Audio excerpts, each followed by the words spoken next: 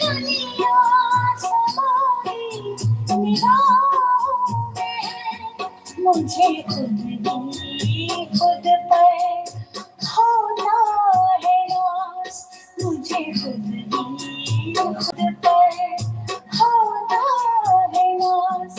प्यारे प्यारे वतन उड़ चले हम आज मेरे बाबा के पास, शिव बाबा के पास,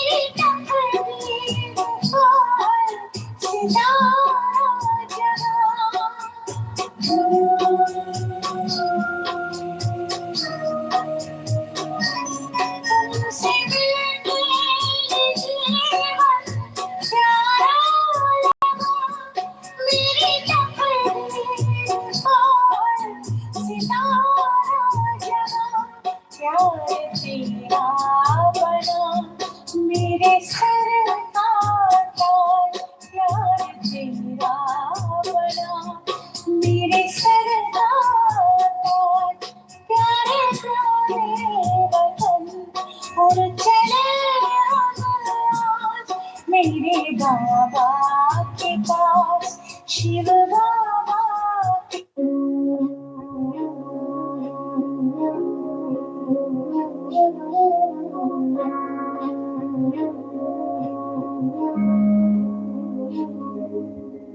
हाथ में लेकर हाथ में तेरे उड़ जाऊं जग से, एक तेरा ही साथ रहे चाहे छूटे सबसे। हाथ में लेकर हाथ में तेरे उड़ जाऊं जग से, एक तेरा ही साथ रहे चाहे छूटे सबसे। जाना है मुझे पार गगन से साथ में तेरे बाबा, अब ये दुनिया रास न आए पाके तुझको बाबा, के अब घर जाना है, अब घर जाना है, के अब घर जाना है, अब घर जाना है, के अब घर जाना है, अब घर जाना है, के अब घर जाना है, अब घर जाना है।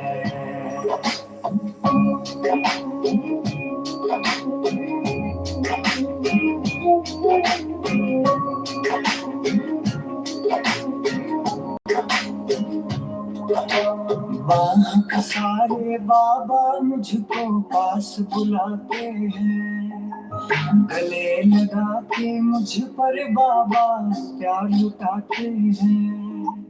बाह पसारे बाबा मुझको पास बुलाते हैं, गले लगा के मुझ पर बाबा प्यार लुटाते हैं। कितना सुंदर घर है मेरा,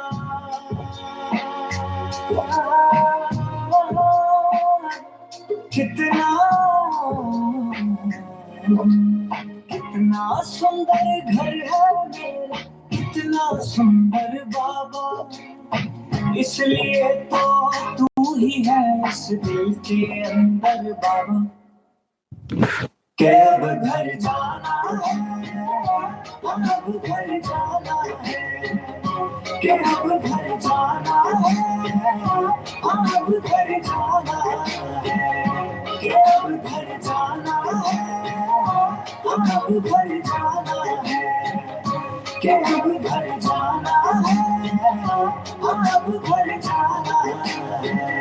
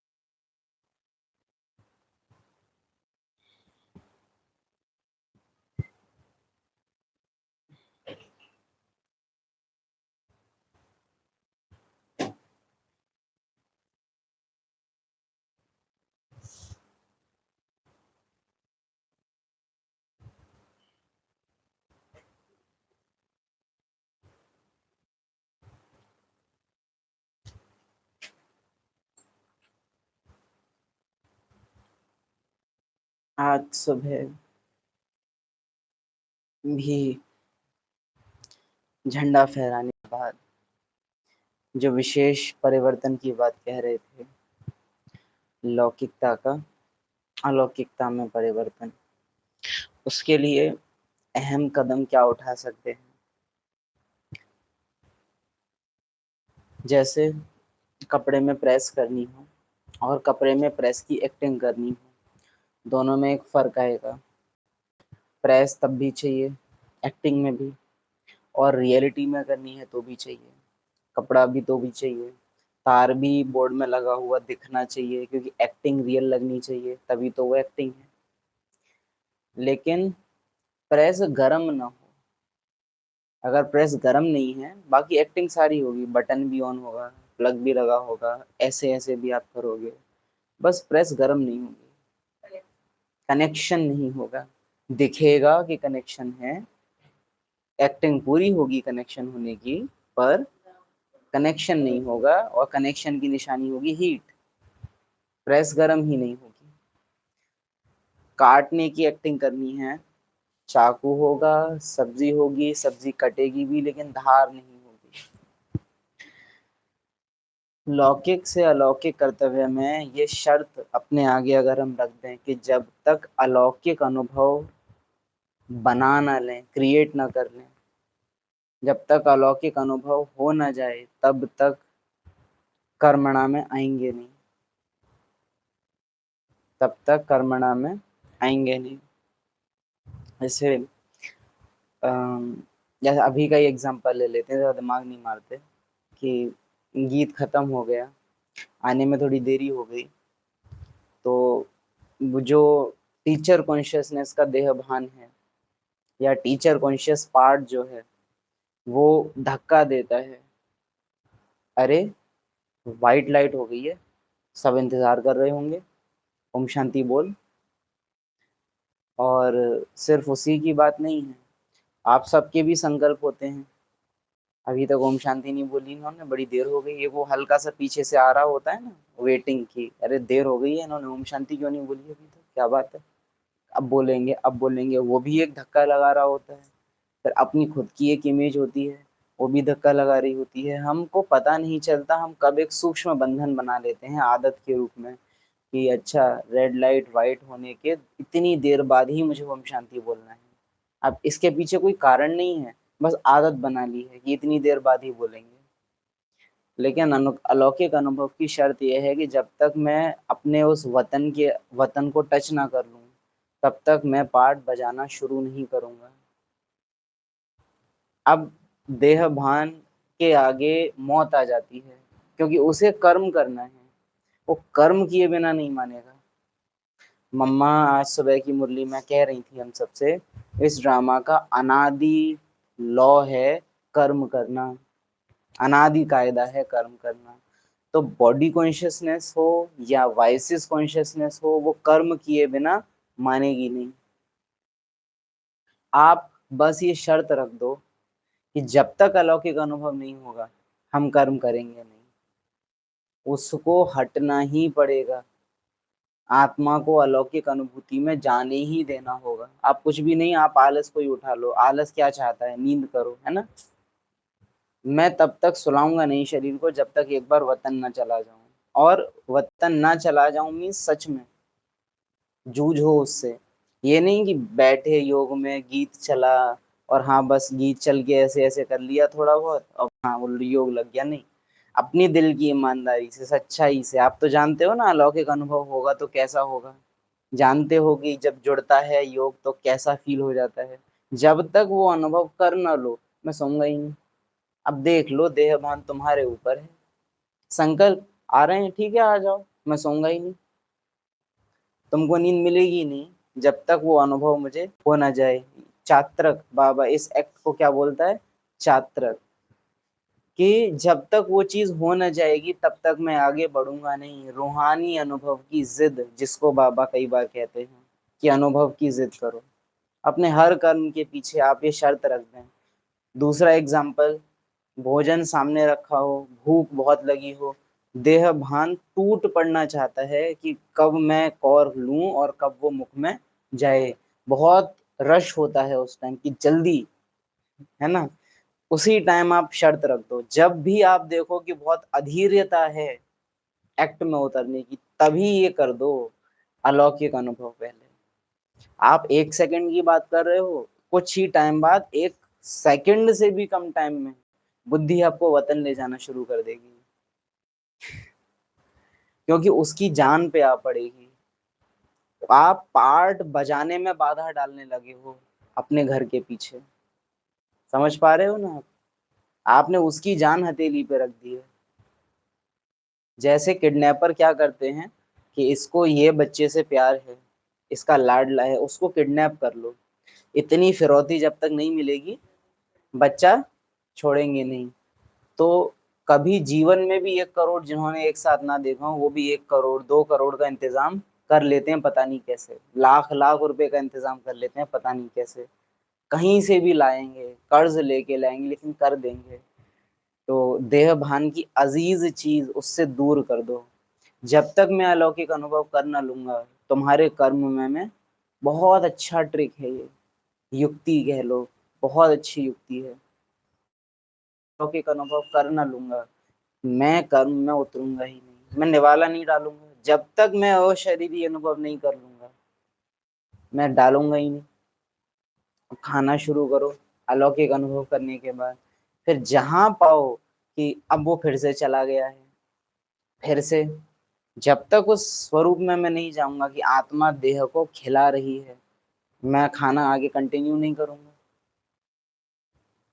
अब आत्मा ही अगर इस चीज में चली गई कि अरे ऐसे थोड़े ना रोज रोज करेंगे, तो फिर फेल, फिर तो हर युक्ति फेल है।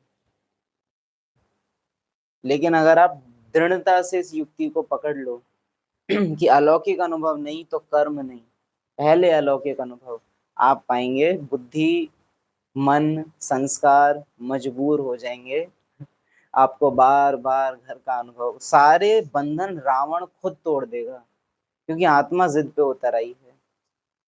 तो रावण खुद सारे बंधन हटा देगा कि अरे भाई मैं जिंदा तो तब रहूंगा ना जब पाठ चलेगा, ये आत्मा तो पाठ को ही रोक दी है,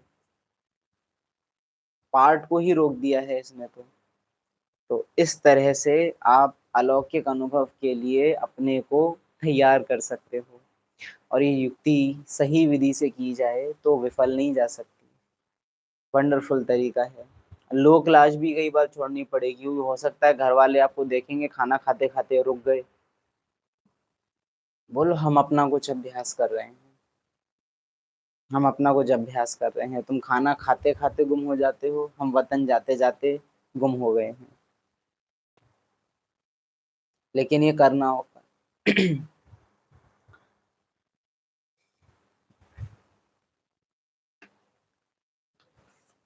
अलौकिक अनुभव ही नहीं तो पार्ट बजा के भी मैंने क्या किया, एक्ट तो किया कि पार्ट बजा, पर पार्ट बजा नहीं। अभी 5 मिनट का गीत है, या अभी 2 गीत थे 7 मिनट के थे, हम 7 मिनट का गीत चला दें स्पीकर से, भर भर भर भर आवाज आए, 7 मिनट तक आए, बीच में थोड़े बहुत कुछ शब्द आ जाएं, लेकिन गाना स्पष्ट जैसे बजना चाहिए वैसे ना बजे, आपको कैसा लगेगा? कि इससे तो ना ही चलाते तो अच्छा, यही बोलोगे ना। पार्ट बजाने का कायदा क्या है? आत्म अभिमानी होके पार्ट बजाना, यही कायदा है ना पार्ट बजाने का। तो अजीब सा पार्ट क्यों बजा रहे हो?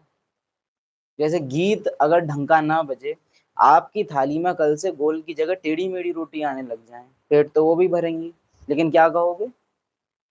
ये कोई तरीका थोड़े ना है। परात में सब्जी दें और कटोरी में रख के रोटी दें, कैसा लगेगा? देह भान की चीजों में जब अनफिमिलियरिटी आती है कि उनको जैसा देखने की आदत है वो वैसी ना मिले आपको, तो अजीब लगता है और विरोध आता है कि ये क्या कर रहे हो। कढ़ाई आपके उठा के सामने रख दे कोई कि लो खा लो इसी में से, आप बोलोगे क्या कर रहे हो? कायदा टूटता है अगर लौकिक दुनिया का, तो देह भान कितना तुरंत, अरे ऐसे कैसे होता है, ऐसे कैसे होता है? आटे की सब्जी बना दे कोई और आलू पिचका के आपके आगे रख दे, रोटी बना दे, क्या ये उल्टा पुल्टा क्या कर रहे हो? कितना जल्दी देहभान अपनी दुनिया के नियम टूटने पे एकदम सतर्क हो जाता है कि ऐसे नहीं होता, जैसे किया जाता है वैसे ही करो। अनादि दुनिया का कायदा ड्रामा आत्मा क्यों नहीं लगा रही है? ऐसे ही किया जाता है, ऐसे ही करूंगी मैं, यहाँ का कायदा नहीं चलेगा। मेरी दुनिया का कायदा ही ये है, अलौकिक अनुभव पहले, कोई भी कर्म से पहले अलौकिक अनुभव, अलौकिकता नहीं तो कर्म नहीं, हड़ताल पे जा रहे हैं हम नहीं। कर्म इंद्रियों, तुम कर लो कर्म तुमको करना हो, मैं सपोर्ट ही नहीं करती तुमको, जाओ, है ना। Almighty, eight morning question answer बचे थे ना।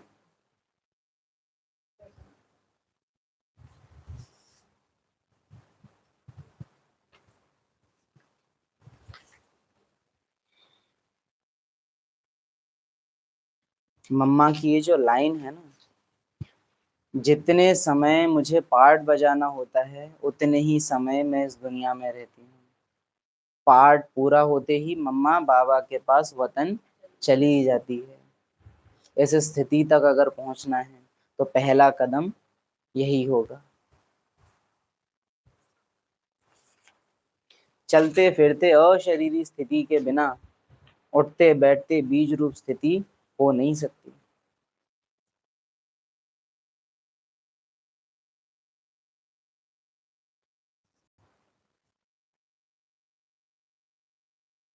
जिसने कभी साइकिल न चलाई हो उसको आप सीधे हेलीकॉप्टर दे दोगे तो क्या होगा? विद इन अ सेकेंड वो क्रैश होगा, एक्सीडेंट होगा, सब खाक कर देगा। यही होगा अंतिम समय में, जब आत्मा ने कभी अशरीरीपन का अ नहीं सुना और वो एकदम बिंदी बन जाएगी, उसको कुछ समझ में नहीं आएगा। इसी कारण मेजॉरिटी आत्माएं परम धाम जाते ही किस स्थिति में चली जाती हैं? कोमा में। क्योंकि आत्मा होना जाना नहीं, तो आत्माओं की दुनिया में जाके बेहोश हैं और पराई दुनिया में आके पूरा होश है। आयरनी है। बाबा समटाइम से इसकी ये क्या हुआ, बाई प्लॉट कठोर शब्द है। बाई प्लॉट, बाई प्लॉट मतलब पता है क्या? तुम्हारा होना ना होना एक बराबर है। हाँ, तुम्हारे होने से ड्रामा की शोभा है, लेकिन तुम इतने भी जरूरी नहीं हो, मेन एक्टर्स नहीं हो। मेन एक्टर कोई और ही है, बैकग्राउंड डांसर्स। कोई फर्क ही नहीं है उनके होने या ना होने से। जैसे मेन काम है क्लास चलना, अब गद्दे ना बिछे, बेडशीट गद्दों पे बिछे ना बिछे, बहुत ज्यादा फर्क नहीं पड़ेगा, क्योंकि मेन काम क्लास चलना है और बैठने के लिए गद्दा होना चाहिए, उस पर सुंदर इस कलर की उस कलर की। ये बाई प्लॉट चीज है, इस पर बहुत ज्यादा ध्यान नहीं दोगे आप। मेन चीज है क्लास चलना। तो सोचो कि एक आत्माओं से यही कह दिया जाए, एक तरह की आत्माओं से, कि तुम बाई प्लॉट हो, तो उनके पार्ट की वैल्यू जीरो हो गई लगभग। ठीक है, पार्ट है तुम्हारा, लेकिन वैल्यू नहीं है उसकी खास। तो आप सोच के देखिए, अगर अलौकिक अनुभव में ना आए तो मुख्य पार्टधारी होते हुए भी पार्ट में आपकी वैल्यू जीरो, कोई वैल्यू ही नहीं है। इसको बाबा ज्ञानियों में बाई प्लॉट किसको कहेंगे? प्रजा। ज्ञान में प्रजा की वही वैल्यू है जो अज्ञानियों में बाई प्लॉट्स की होती है। लगभग सेम तो नहीं कह सकते, परंतु लगभग। जैसे बाबा से राजा रानी बनो, महाराजा महारानी बनो, साहूकार बनो, प्रजा में जाकर क्या करेंगे? बाबा कभी प्रजा में जाने को सपोर्ट नहीं करता है, और अज्ञानियों के लिए तो वो तो बाई प्लॉट्स हैं, उनकी बात क्या करना। वैसे ही प्रजा के बारे में भी बाबा कभी बात नहीं करते। महारथी, घोड़े सवार, प्यादे, प्यादों के बारे में बाबा कभी बात नहीं करते, एक स्टेटमेंट बोल के छोड़ देते हैं। तो वो जैसे कि बाबा के लिए बाई प्लॉट होते हैं। एक है ड्रामा के लिए बाई प्लॉट्स, वो अज्ञानी है, और एक है बाबा के लिए बाई प्लॉट्स, वो प्रजा है, चाहे सतयुग की हो चाहे त्रेता युग की हो। तो बाई प्लॉट्स में आना है क्या? अलौकिक अनुभव में ना आने का यही परिणाम है कि हम होते हुए भी न होने के बराबर हैं।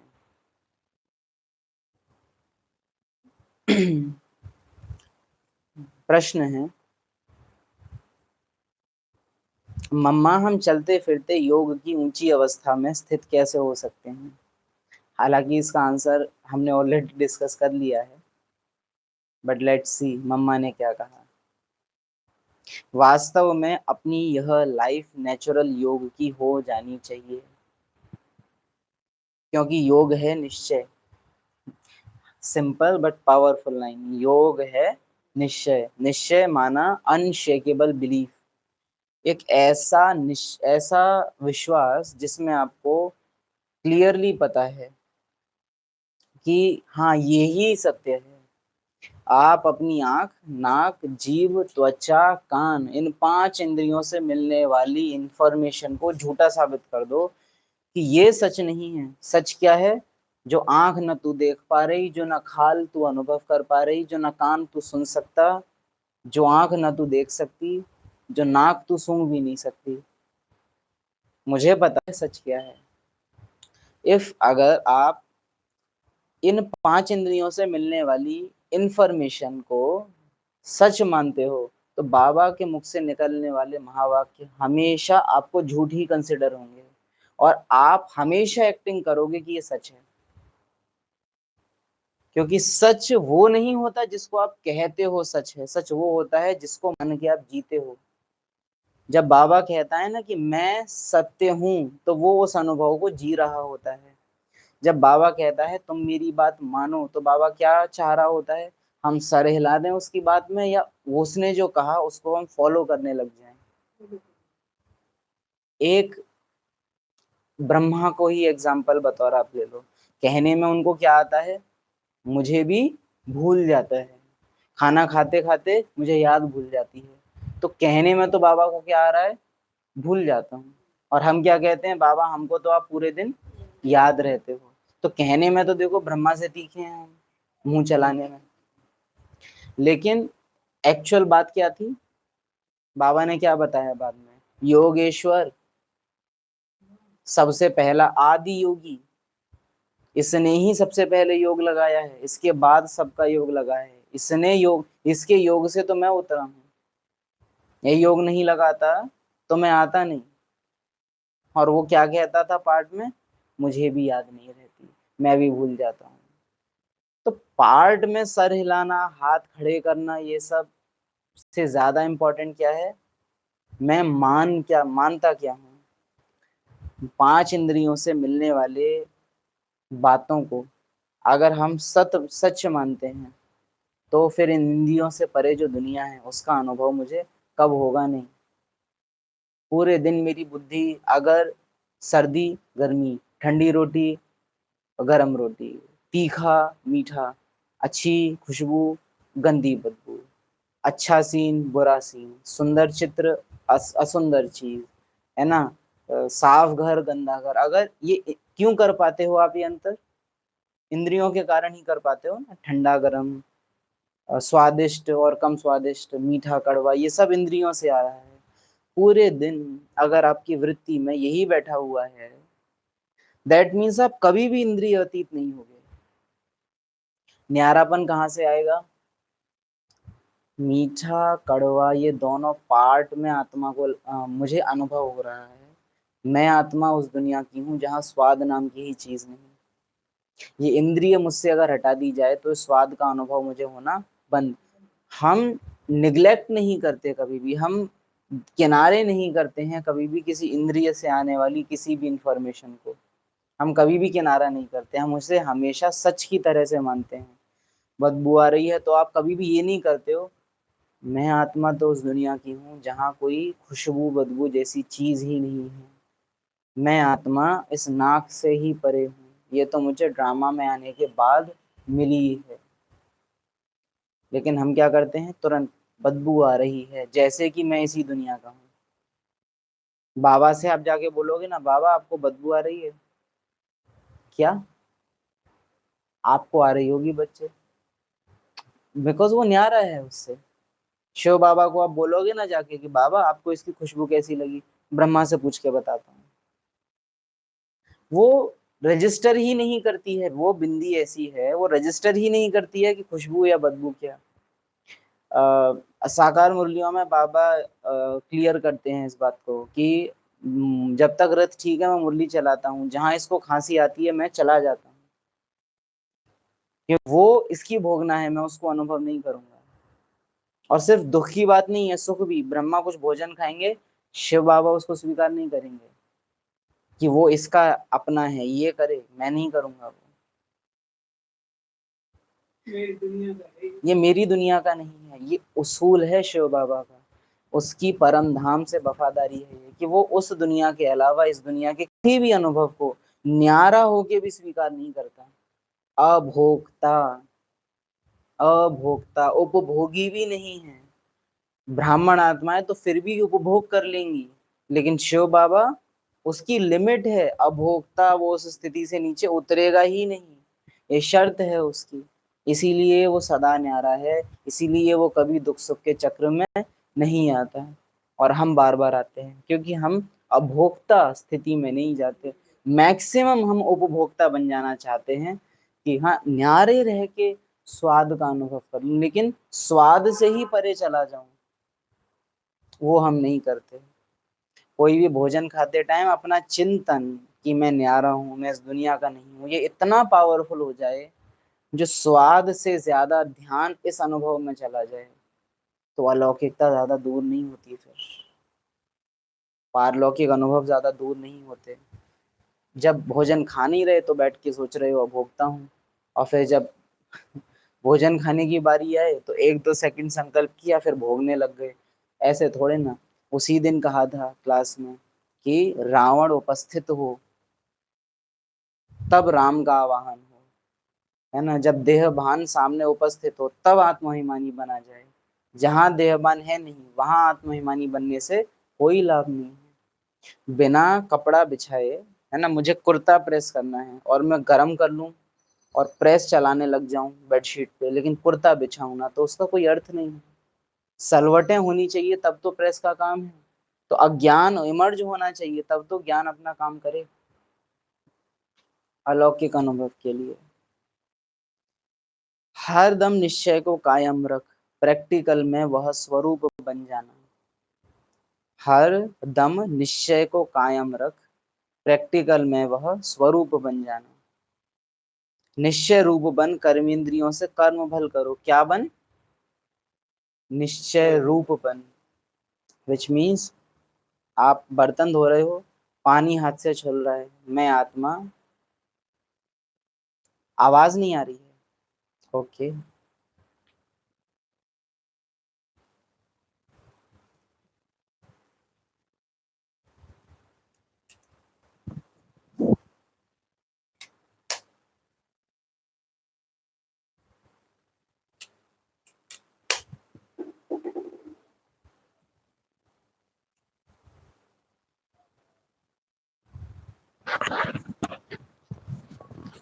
अभी आ रही?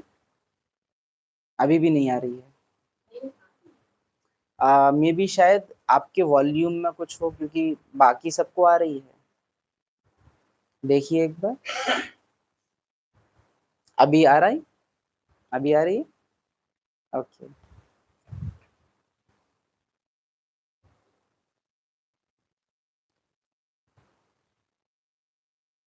सो क्या कह रहे थे? पानी हाथ से टच होता है तो एक है कि बर्तन धोने में रम जाना, है ना, बाबा बाबा मैं तो आत्मा हूँ, है ना, मैं तो आत्मा हूँ, और इन हाथों द्वारा बर्तन धुला रही हूँ। एक तो यह है कि इन संकल्पों में जाना, दूसरा है अनुभव के तल पे जाना, कि जो पानी मेरे हाथ से छुल रहा है ना, ये इस ड्रामा का अनुभव है, मेरा नहीं। ये जो बर्तन उठाने में किनारी हाथ से छुल रही है ना, ये भी ड्रामा अनुसार हो रहा है, ये मेरा अनुभव नहीं है। ये जो साबुन लग रहा है, इसकी जो मुझे महक आ रही है, ये भी ड्रामा का है, ये मेरा नहीं है। अनुभव के थ्रू न्यारा होना और संकल्पों से दिखावा करना न्यारा होने का, दोनों में बड़ा अंतर पड़ता है।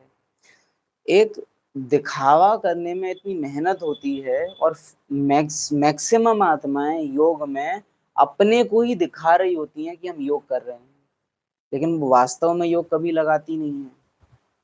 जैसे आप शरीर को नहलाने गए बाथरूम में, तो एक है मैं आत्मा इस शरीर को नहला रही हूँ, मैं आत्मा इस शरीर को नहला रही हूँ, ठीक है। इस संकल्प को बार बार रिवाइज करना, विभिन्न विभिन्न रूप से रिवाइज करना। और एक है ये जो बूंदें इस शरीर से होके गुजर रही हैं, वो अनुभव तो होती है ना, यहाँ से होके बूंद ऐसे टपकी, उस समय जैसे कि खाल पूरी आंख बन जाती है, देख नहीं रहे हो पर आपको पता है कि वहां पानी है। अभी आपका एक पैर का कुर्ता गीला हो जाए, आपको बिना देखे पता होगा कि गीला है, मीन्स खाल आपको बता रही है कि गीला है।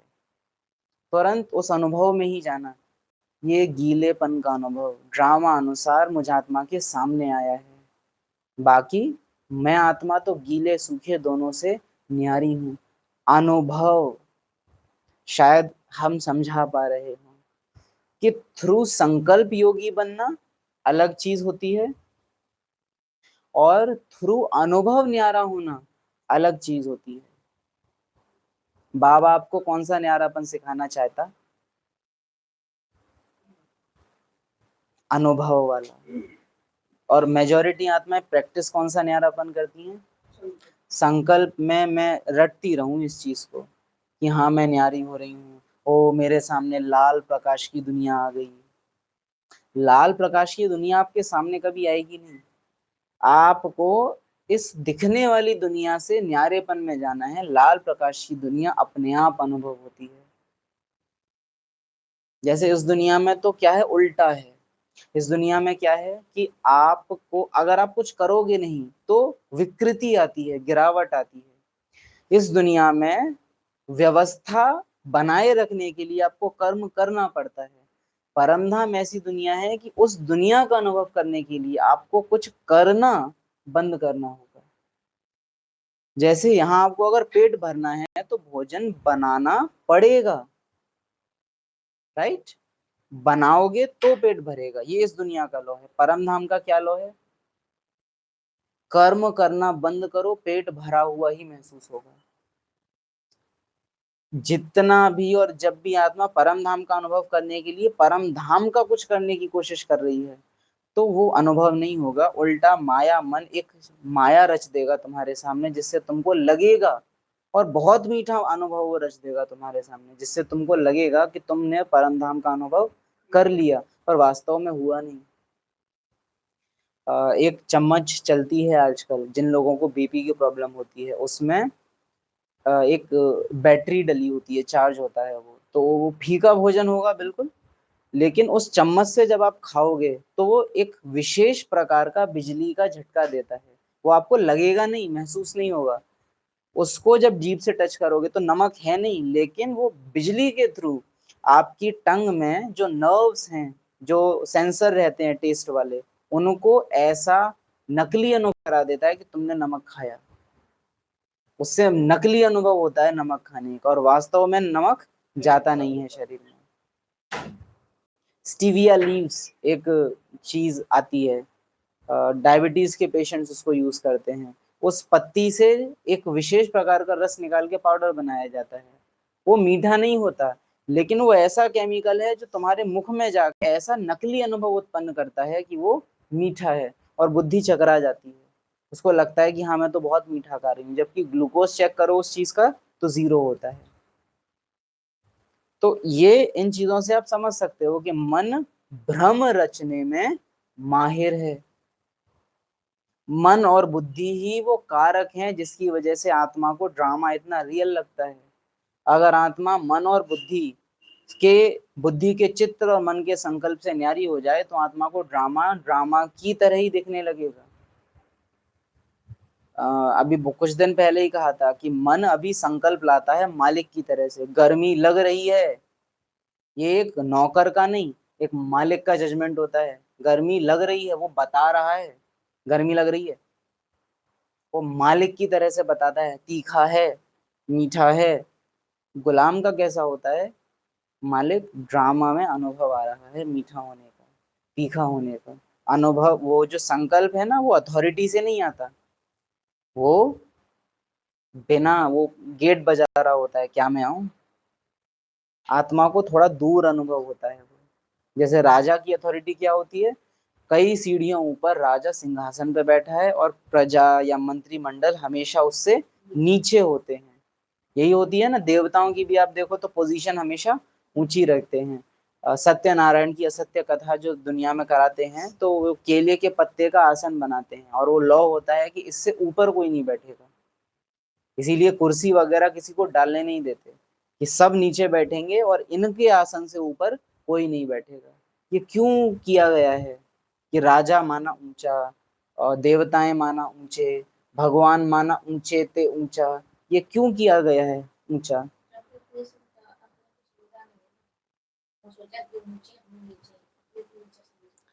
इसके भी पीछे का गुह्य राज यही ना, कि क्योंकि आत्मा जो भी अथॉरिटी में होगा वो ऊंचा होगा। शक्ति मतलब जो ऊंचाई पे हो। तो अभी तो आप पाएंगे कि संकल्प कई बार आत्मा से भी ऊपर चले जाते हैं, इतनी ज्यादा अथॉरिटी उनके पास होती है, क्योंकि आत्मा पूरे दिन इंद्रियों से आने वाले अनुभव को ही सच्चा मान रही है। निश्चय रूप बन कर्मेंद्रियों से कर्म भल करो, लेकिन क्या रूप बन? कि ये अनुभव मेरे नहीं है।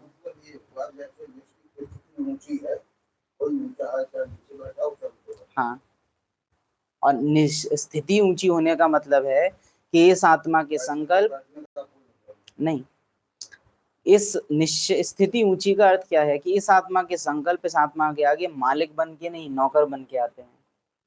और अगर आत्मा अलाउ ना करे तो संकल्प हावी नहीं हो सकता आत्मा के ऊपर।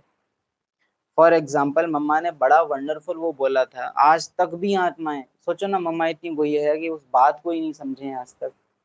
मम्मा, भोजन में नमक कम है, नमक नमक है ही नहीं। शायद ये बोला गया था कि नमक है ही नहीं, इसमें आप नमक डाल लेना। तो मम्मा का क्या आंसर था? शिव बाबा ने इसको ऐसे ही स्वीकार किया है तो मैं भी इसको ऐसे ही स्वीकार करूंगी। अर्थात क्या ये कि बाबा ने इसको फीका खा लिया तो मैं भी फीका खा लूंगी?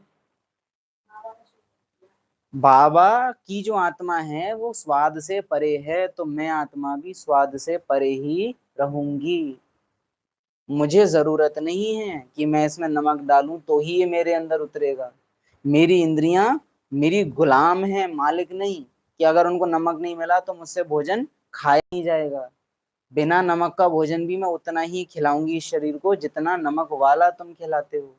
शिव बाबा ने इसको ऐसे ही स्वीकार किया है। शिव बाबा इंद्रिय अतीत है, क्योंकि इंद्रियां में कभी वो आते नहीं। ब्रह्मा की भी केवल दृष्टि यूज करते हैं और मुख यूज करते हैं। तीसरी इंद्रिय शिव बाबा ने आज तक ब्रह्मा की यूज नहीं की। ऐसा, और मुख में भी जीव नहीं, केवल गला, कि मुझे ज्ञान सुनाना है तो वोकल कॉर्ड मुझे यूज करना है तुम्हारा, और बाकी दृष्टि यूज करनी है। बाकी क्या शिव बाबा को कान यूज करने की जरूरत है? क्या शिव बाबा सुनता होगा? क्या शिव बाबा इस दुनिया की आवाज को समझते हैं, जानते हैं? वंडरफुल चीज पूछ रहे हैं। क्या शिव बाबा को वो गीत जो बजता है कि वो क्या है, हम उड़ के चले जाएं, तो ऐसा होता है ना कई बार कि बाबा आ गए हैं तो भी वो गीत बजता रहता है, तो क्या शिव बाबा उस गीत को सुन सकते हैं?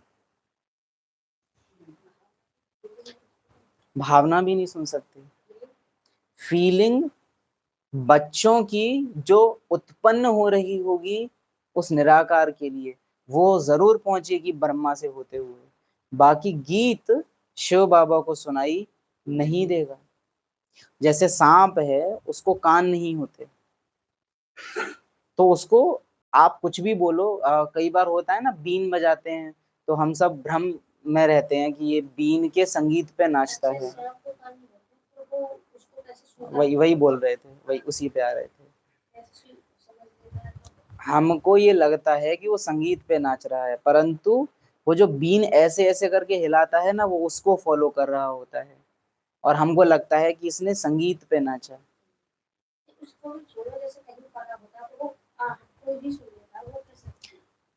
अ, कई लाइट्स, हाँ बोलिए।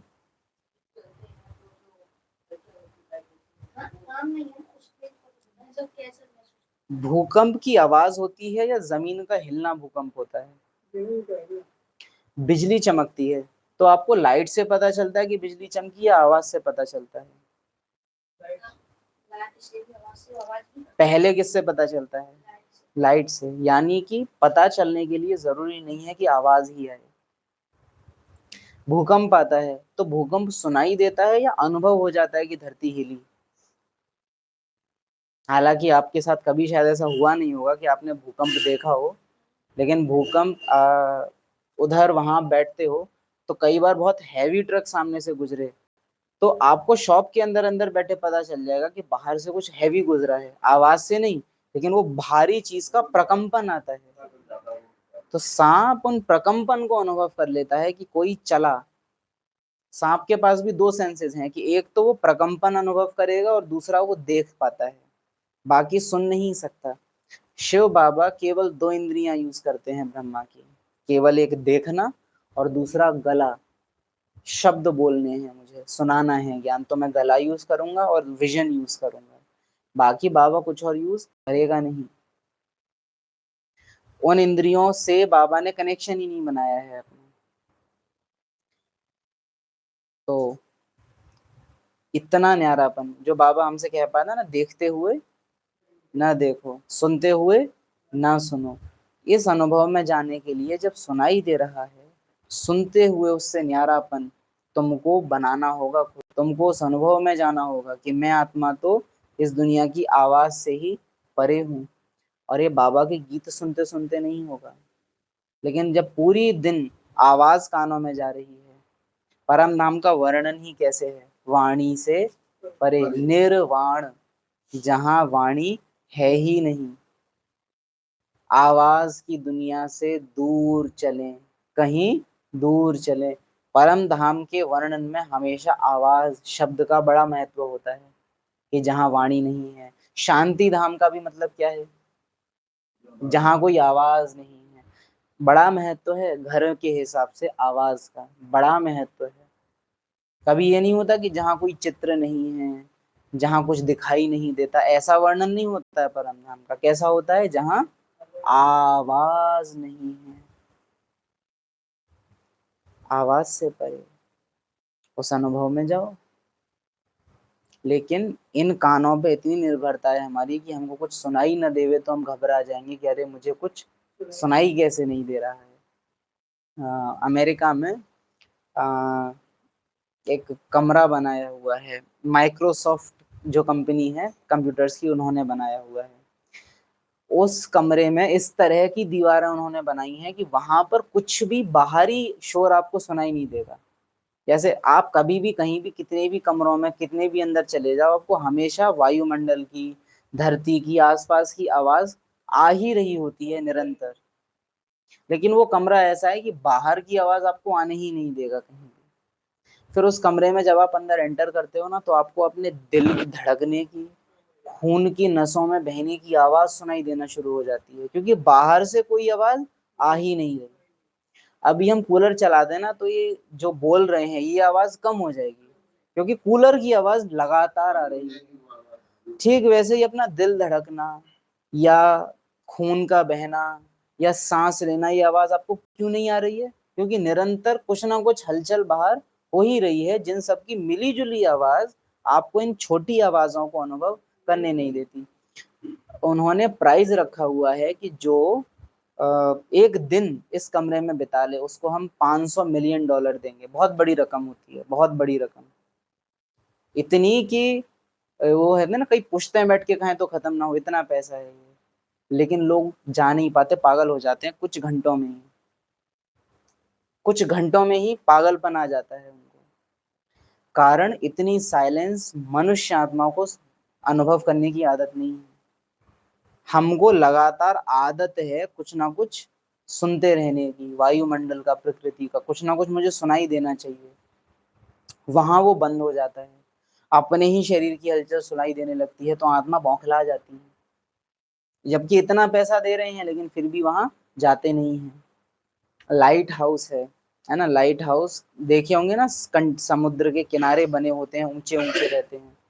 उसमें नौकरी करने की आपको पर मंथ करोड़ों रुपए की सैलरी मिलती है, लेकिन कोई वहां जाना नहीं चाहता, क्योंकि वहां वीरान होता है, दूर दूर तक कोई मनुष्य और आपको दिखेगा नहीं। मनुष्यों की आबादी, मनुष्यों की चीजें आपको सुनाई नहीं देंगी। केवल हर क्या होगा, सागर सागर सुनाई, सर सर सर सर, वही आवाज। लोग पागल हो जाते हैं। अकेलापन लोगों से झेला नहीं जाता। अभी आप सबको लगता है अरे अब तो हमारी किसी के साथ रहने की कोई इच्छा नहीं है, हम तो अकेले हो जाना चाहते हैं। नहीं, आपको मनुष्य आत्मा चलते फिरते दिख भी रही है ना, ये भी बहुत है, ये भी बहुत होता है।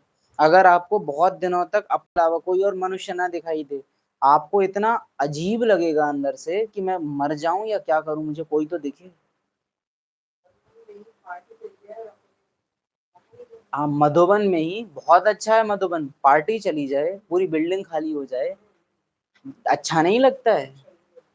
आत्माएं वहां भागने को करती हैं वहां से कि अरे पार्टी चली गई, हम यहाँ रह के क्या करेंगे। हमने बोला था एक टाइम में कि इतने दिन के लिए जाना है करके, तो उधर से निमित्त आत्माओं ने बोला था कि मत जाना, एक बार हमारे साथ ये हो गया था, अच्छा नहीं लगता है। फिर मधुबन में पार्टी के साथ ही अच्छा लगता है। हम थोड़े चौंक गए थे कि ये ऐसे कैसे कह सकते हैं कि मधुबन में अच्छा नहीं लगा। मजा आना चाहिए कि अकेले हो गए अब तो मतलब और ही ज्यादा, हम तो और ही खुश हो गए थे कि अब मतलब बाबा के कमरे में भीड़ नहीं होगी। पांडव भवन में भी सबसे अच्छा तब लगता था जब पार्टियां चली जाती थी, क्योंकि पार्टियां होने का मतलब होता था हर दोपहर में गाड़ी आएगी और एकदम कमरों में भसड़ हो जाएगी। लेकिन पार्टियां जब चली जाती थी तो 3 दिन ऐसे होते थे, 5 दिन के बाद 3 दिन ऐसे होते थे जब कोई पार्टी नहीं आती थी। तो कमरा एकदम खाली, स्तंभ एकदम खाली, कुटिया एकदम खाली, तो हिस्ट्री हॉल खाली, तो इतना वंडरफुल लगता था वहां। एकदम पुराने अनुभव में जा सकते हो आप। नहीं तो घूम रहे हैं आदि मानव इधर उधर, वो अलग ही सीन होता है फिर तो, है ना। तो अकेलापन और साइलेंस हमको दोनों ही बर्दाश्त नहीं होंगे। इन आंखों को चाहिए ये देह देखने के लिए, ना दिखाई दे तो हालत खराब, और उससे भी खराब हालत आपकी कब हो जाएगी, जब आपको इन आंखों से केवल डेड बॉडीज दिखेंगी। अर्जुन की व्यथा सामान्य व्यथा नहीं है। हम बड़े आराम से कह देते हैं अर्जुन को मोह है, अर्जुन को मोह जो है ना वो हमको भी है। अभी जैसे कर्म की आ जाए और मनुष्य की आत्मा एकदम आंखें अंबार लगने लगे, तो कितना भी एनर्जी हो पड़ोस में, लेकिन मनुष्य को नहीं क्या बचने के लिए, बचाने के लिए कहाँ जाओ, जानी दुश्मन के भी गले लग के रोगे तुम, गले लग जाएंगे। जिसको आंख स्वीकार नहीं कर सकती है। देखना पसंद नहीं करते, वो इतने प्रिय लगेंगे। अकेलापन बर्दाश्त नहीं है आत्मा को।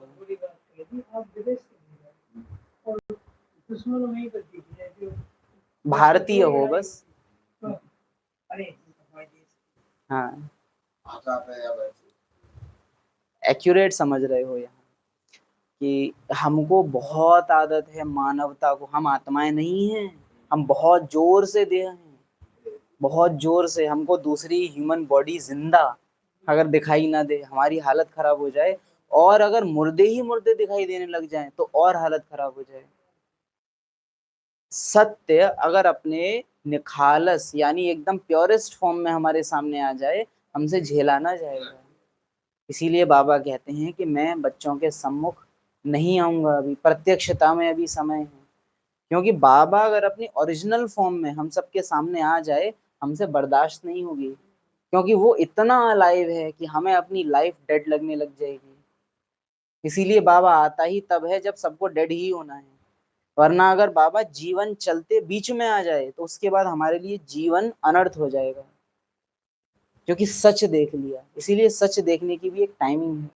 मम्मा बाबा ने शिव बाबा को जाना क्योंकि वो जान सकते थे, वो सत्य को स्वीकार कर सकते थे और उसके बावजूद भी चल सकते थे पाठ में। हमारे सामने अगर बाबा जो है जैसा है, जिसको बाबा कहता है मेरा यथार्थ रूप, अगर वो सामने आ जाए, अर्जुन क्या कह रहा है, केशव मुझसे देखा नहीं जा रहा, मुझसे देखा नहीं जा, अपने साधारण रूप में आ जाओ। पहले विनती कर रहा है मुझे अपना विराट स्वरूप दिखाओ, और आ गए हैं मैं सहन नहीं कर सकता। क्योंकि इतनी वंडरफुल वो सच, वंडरफुल तो खैर नहीं है वो, लेकिन इतनी क्या कहें कटाक्ष भरी सच्चाई है। एक मुख में डेड बॉडीज समा रही हैं, दूसरे मुख से बच्चे जन्म पा रहे हैं, और वो ऐसे घूम के वही मर रहे हैं। अब अर्जुन देख रहा है कि मैं तो इतना करता हूँ कि हाय मेरे पितामह हाय, इनके लिए तो बस इतना सा है। मेरे सामने 84 जन्मों की अथाह माया फैली हुई है कि ये मेरी माता पिता, ये मेरे माता पिता, ये 84 जन्मों के मुझे दिख रहे हैं, और ये क्या कह रहे हैं, सब जन्म मुझी से पाते हैं फिर लौट मुझी में आते हैं। इनके लिए तो जीवन मृत्यु कुछ है ही नहीं। मेरे लिए 100 साल का जीवन और इनके लिए सेकंड है, तो मैं इनसे प्यार कैसे करूं। और अगर तुम लौकिक जीवन में वापस आ जाओ, अब जीऊं कैसे, क्योंकि तुम्हें ये पता है कि ये मर जाएंगे, तो न जिया जाए न मरा जाए। परम सत्य ऐसा होता है। इसीलिए एंड के भी एंड में मैं आता हूं, ऐसी नूंद है।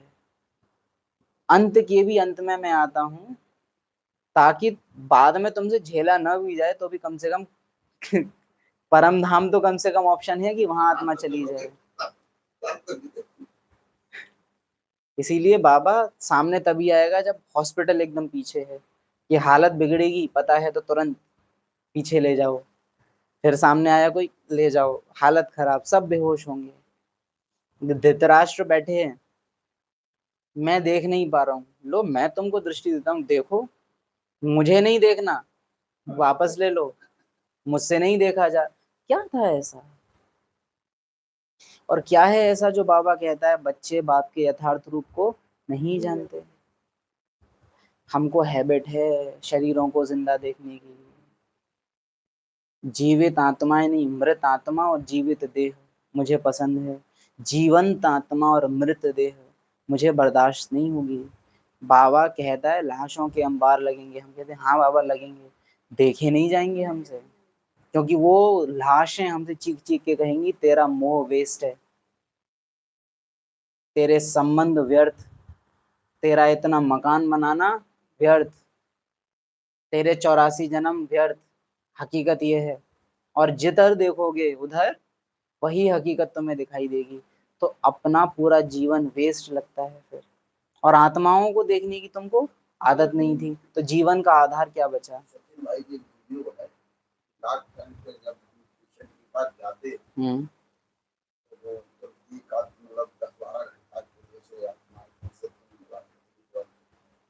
वो आत्मा ये कहती है कि सारे जीवन जो हमें नहीं करना चाहिए वो किया, और जो करना चाहिए वो किया, उनका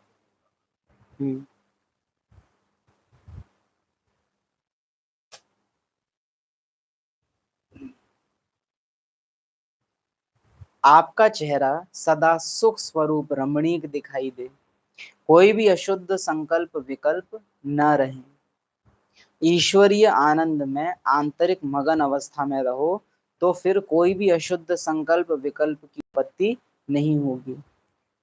मम्मा जब कह रही है ना कि मैं इस दुनिया में ज्यादा टाइम रहती नहीं हूँ, जब पाठ बजाना हो केवल उतने टाइम रहती हूँ, बाकी मैं बाबा के पास वतन में चली जाती हूँ। ये आपका कब हो पाता है, जब आपका कोई इंटरेस्ट ही नहीं है इन कठपुतलियों को हिलते हुए देखने में। जो परम सत्य गीता में अर्जुन को दिखाया है वो सच्चाई मम्मा के सामने पूरे 24 घंटे है। इसलिए जब पूछ रही हैं सामने से बहन कि मम्मा मैं अपने आप खा सकती हूँ, मम्मा का कोई इंटरेस्ट नहीं है कि मैं इससे कोई मोह ममता ले लूं कि अरे नहीं नहीं मैं तो माँ हूं ना, मैं खिल नहीं, बाबा ने बोला इसलिए खिला रही हूँ। उसको कोई मान शान कुछ चाहिए, क्योंकि उसे पता है कि ये दुनिया कितनी ज्यादा डेड है, मृत दुनिया है ये।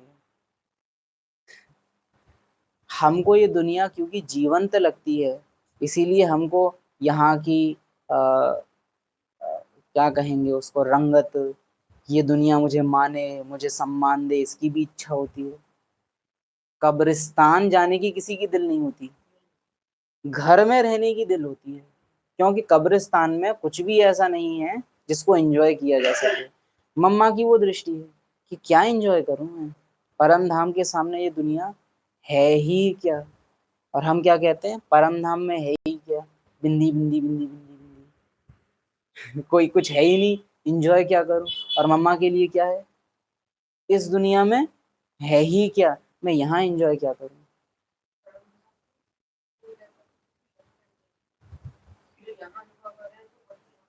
जो यहाँ देख रहे हैं वही परम धाम में हो। जैसे कमेंट्रीज हैं, बाबा ने मेरे सर पे हाथ रखा, उसके बाद आगे क्या, वो अलग चीज है, बाबा ने मेरे सर पे हाथ रखा, बाबा ने मेरे गाल पे हाथ, ये बड़ा अच्छा लगता है। क्यों, ये मोह से कनेक्टेड चीजें हैं जो इस दुनिया में भी हमको बड़ी अच्छी लगती हैं कि अरे कोई हमको पुचकार दे कोई। बाबा ने विजय का टीका, मुझे क्या लगता है, विजय का तिलक का मतलब बाबा का ये होता है। ये भी देवान ये देह प्रॉपर देहबान है ये, कि बाबा ने शूबी रस पिलाया, बाबा ने ये किया। बाबा खुद क्या देता है, ट्रांस माया है, ट्रांस में मत जाओ, वतन जाओ, ट्रांस में माया आ सकती है, ये खेल पाल है। क्यों बाबा खुद मना कर देता है, लेकिन हमको वो पसंद आता है। परम धाम बिंदी बिंदी बिंदी बिंदी, अरे उबाऊ है परम धाम, बड़ा बोरिंग है। क्यों, आत्मा को वहां भी हलचल चाहिए। तो वहां पर भी हम कैसे योग लगाते हैं, शिव बाबा बिंदी मेरे ऊपर, बाबा से किरणें मेरे ऊपर आ रही। परम धाम में ऊपर नीचे कहाँ से आया, बिंदी मुझे दिखाई दे रही है, उसके चारों तरफ कई बिंदियां हैं, ये इतनी भाषा, इतने संकल्प परम धाम में आपके काम ही नहीं करेंगे। अभी थोड़ी देर पहले भी कह रहे थे कि कुछ सोच के परम धाम जाओगे तो कभी वतन नहीं पहुंचोगे, असोचता होके वतन में ही अपने को पाओगे। इस दुनिया के सब संकल्पों से अपना नाता तोड़ लेने से वतन का अनुभव होता है, न कि वतन के संकल्प करने से आपको वतन का अनुभव होगा। अगर आप समझ पा रहे हो तो।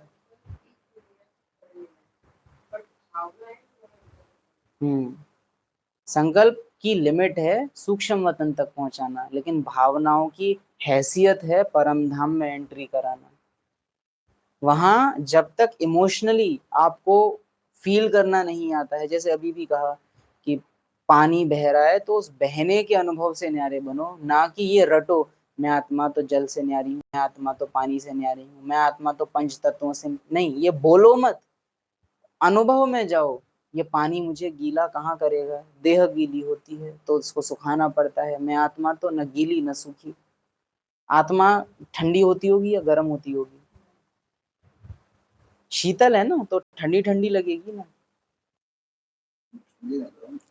जैसे देह है, स्टार्ट हो तो मांस का एक स्वाद है, आत्मा को चाटा जाए तो एनी टेस्ट। बहुत ही अजीब सी बातें लगती हैं ये सुनने में, बट आप उसको छुओगे तो कैसी गोल गोल लगेगी, कंचे जैसी कैसी लगेगी? इतनी ही।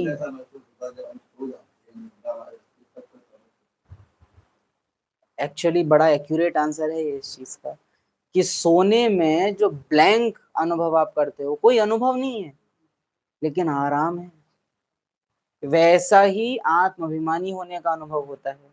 हम योग में भी कुछ ना कुछ अनुभव बनाने की कोशिश कर रहे होते हैं, ना कि अनुभवातीत होने की कोशिश।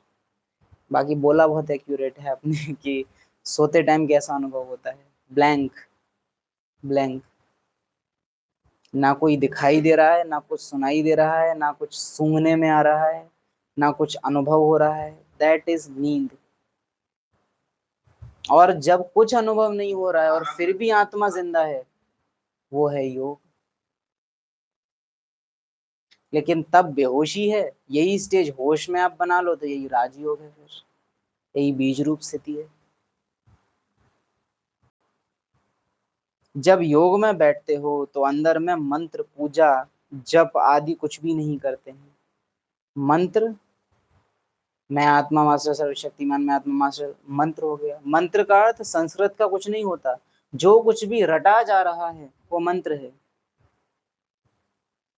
पूजा, किसी भी चीज को अपने से बड़ा समझ के तुम उसके आगे कुछ भी इर्द गिर्द कर रहे हो उसको खुश करने के लिए, वो पूजा है। जप भी नहीं करते हैं। जैसे भक्ति मार्ग में कोई अंदर ही अंदर प्रार्थना करते हैं, माला जपते हैं, मूर्ति को सामने रख फूल चढ़ाते हैं, वह सब कुछ अंदर ही अंदर करते हैं, जिसको मनसा पूजा कहेंगे। लेकिन हमारे योग में, हम सिर्फ हमारे योग में, ठीक है, हमारे योग में हम सिर्फ अपने स्वस्वरूप में स्थित हो सुख स्वरूप बन जाते हैं। कुछ करना आपको योगी नहीं बनाता, अकर्ता हो जाने से आप योगी बनते हो। जब तक कुछ ना कुछ करके कोशिश कर रहे हो मुझे वतन अनुभव हो जाए, तो वतन अनुभव नहीं होगा। इस दुनिया के अनुभवों से न्यारे होने की कोशिश करो तो वतन सम्मुख खड़ा है। अपने स्व स्वरूप में स्थित हो सुख स्वरूप बन जाते हैं। अब मन को क्या सुनाई दिया, सुख मतलब अच्छा लगना चाहिए, तो वो सुख की फीलिंग क्रिएट करने की कोशिश करेगा। लेकिन बात यह है कि अरे मन, तुझे नहीं पता है भाई, तू वहां होता ही नहीं है, तू मुझे कैसे बताएगा उस दुनिया का कुछ भी। मत मेहनत कर कि परम धाम ऐसा होगा, तुझे पता ही नहीं है कि वो दुनिया कैसी है, तूने देखी ही नहीं। कोई आत्मा जिसको आप ज्ञान में लेके आए, जो आज तक मधुबन नहीं है, वो आपको आके बताए, आपको पता है मधुबन में एक जगह हीरा हवा में उड़ता है, उससे बहुत लाइट। अब बोलोगे अच्छा कहाँ देखा आपने? हमें पता है कि आप गए हो मधुबन, नहीं, पर मुझे पता है कि आपने न्यूज़ में देखा, नहीं, पर मुझे पता है, आप क्या करोगे? कि आपको थोड़ा 3-4 दिन मुरली मत सुनो, आपको मुरली चढ़ गई है, थोड़ा आराम करो, यही बोलोगे ना कि मानसिक संतुलन ठीक नहीं। मनसा आपको वतन बताना चाह रही है और आप उस्मान भी लेते हो, क्योंकि बाबा ने जो वतन का डिस्क्रिप्शन आपको बता दिया है कि लाइट की दुनिया है, वहां लाल गोल्डन रेड कलर की लाइट होती है, परम धाम में रेड कलर होगा? कलरलेस है, बेरंग नहीं है, लेकिन रंग अतीत है, वहां कोई रंग नहीं है, देह का दुनिया का कोई भान नहीं है, कोई बल नहीं, हलचल नहीं, तूफान नहीं है। तो बहुत बियॉन्ड वो दुनिया है, और मन हर टाइम कोशिश कर रहा है वहां के चित्र बनाने की। भाई मत कर, तुम नहीं समझ सकते, हे मन, तुम नहीं जानते कि वो दुनिया कैसी है, तुम चुप हो जाओ, वो मेरा मामला है, मुझे संभालने दो, तुम ड्रामा की हद में रहो, बेहद होने की कोशिश मत करो, बाकी जो करना है करो, मैं सुनूंगी नहीं वैसे भी। अपने मन सहित सभी कर्मेंद्रियों को कंट्रोल कर एकाग्र चित्त बन ईश्वरीय सुख स्वरूप हो जाते हैं। ईश्वरीय सुख किसी संकल्प से नहीं है। जैसे बाबा की जो स्टेज है निजानंद स्वरूप, तो बाबा उस स्टेज में रहने के लिए क्या कुछ सोचता है, कोई चित्र बनाता है? वो उस स्वरूप में है ही, उसके लिए उसको कुछ भी करने की जरूरत नहीं है। वैसे ही आत्मा को भी वतन का अनुभव करने के लिए अकर्ता, असोचता, अभोक्ता हो जाना है, ना कि कुछ करने की कोशिश करनी है। अनुभवों से न्यारे बनो, जो इस ड्रामा से आपको मिल रहे हैं। हमारे लिए परम धाम जाना कैसा होता है कि इस कमरे में लाल रंग का पेंट कर दो और सितारे लगा दो, लो परम धाम पहुंच गए। और बाबा कह रहे हैं कमरे से बाहर आ जाओ तो परम धाम। तो बहुत अंतर है, बहुत अंतर है।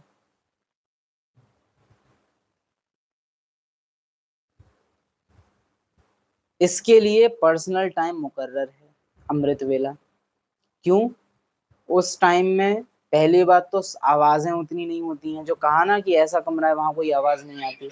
अमृत वेले एक साइलेंस होती है, और वो विशेष कहेंगे कि पांडव भवन में वो साइलेंस और वंडरफुल होती है। यहाँ तो फिर भी नहीं, क्योंकि कूलर, पंखे, टीवी, काफी टीवी तो खैर नहीं, बट कूलर चल रहा है, पंखे चल रहे हैं, फिर भी आवाजें होती हैं।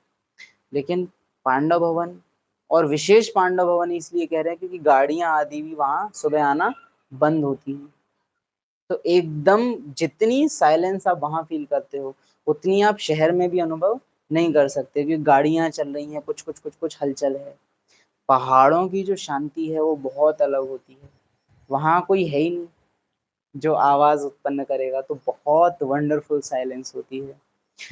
बाबा पहाड़ी जो बोलते हैं, वहां पर हवाओं तक का चलना एकदम स्टिल होती हैं हवाएं, पेड़ पौधे भी नहीं है जो पत्ते भी हिलने की आवाज आए, एक बहुत अलग तरीके की शांति। और सामने विराट आसमान, न गाड़ी, न घर, न मकान, कुछ नहीं दिखेगा आपको वहां। क्या दिख रहा है? केवल खुला आसमान, यानी नथिंग आपको दिख रहा है। ऐसी स्टेज में दादियों ने बैठ के याद किया है बाबा को। इजी है, बहुत इजी पड़ता है, लेकिन कराची में भी बैठ के याद किया है, ये भी याद रखना। वहां ही बैठ के नहीं किया है, कराची में भी किया है, अच्छा खासा शहर था वो। विभाजन चल रहा है, मारकाट में भी किया है तो उन्होंने। हमको तो ये है कि योग लगाने हम भी तुम्हारे साथ चल, हाँ चलो, एक से भले दो, संगठन में योग लगाएंगे। संगठन में योग नहीं, तुमको संगठन में माया रचनी है बस, और कुछ नहीं। हाँ, अपने मन सहित सभी कर्मेंद्रियों को कंट्रोल कर एकाग्र चित्त बन ईश्वरीय सुख स्वरूप हो जाते हैं।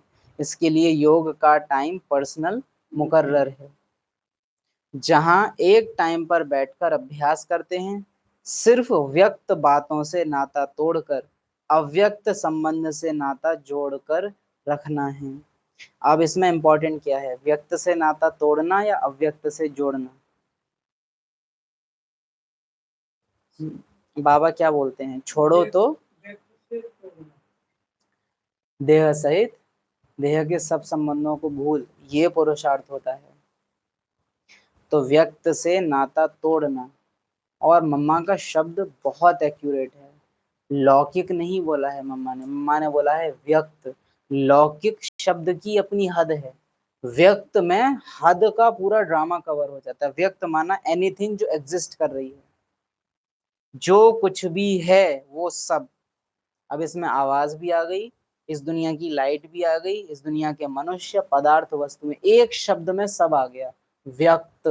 व्यक्त माना जिसको पांचों इंद्रियों में से कोई भी एक देख सुन समझ सूंघ अनुभव कर सकती है, व्यक्त माना सब कुछ।